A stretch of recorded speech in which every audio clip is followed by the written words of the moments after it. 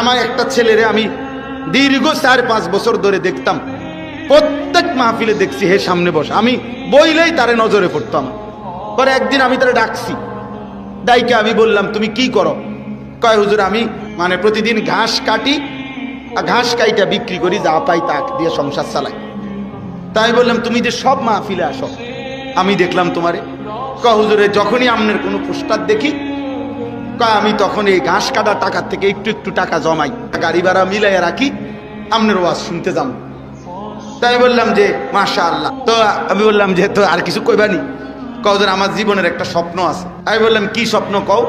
আমি 10 টাকা 50 টাকা করে জমাইতেছি, আল্লাহ যদি আমারে কোনোদিন তৌফিক দেয় আমি আমনের আমগা এলাকায় দাওয়াত দিয়ে নিয়ে ওয়াজ করাম। পরে আমি বললাম ওহন দাঁড়া, অন ডেট লো, এখন নাও ডেট, আজকে তোমারে ডেট দিলাম, হাদিয়া দিতে হবে না, আমি দিমু তোমার, এটা আছে আমার মাহফিলের চান্দা আমি দেবো, ও আজের টেহা লাগতো না, তুমি যাও, তুমি আয়োজন করো, যেখানে কও তুমি, তোমার ঘরে হোক উডানে হোক, আমি ওখানে ওয়াজ করব। আমি বলছি আমি যাবো, ডেট দিলাম, যাও।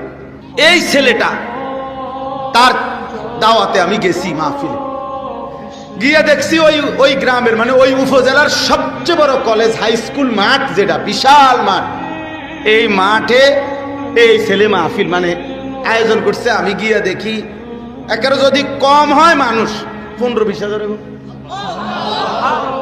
স্টেজে যদি একেবারে না হয় হুজুর 300-400 হুজুর হইব। হুজুর খেলাফত মজলিসের যিনি কেন্দ্রীয় আমির, এই যে দেওয়াল ঘড়ি মার্কার যে খেলাফত মজলিস, উনি বসা পাশে, ওনার বাড়িতে বানিয়েছে বড় বড় হুজুর সব।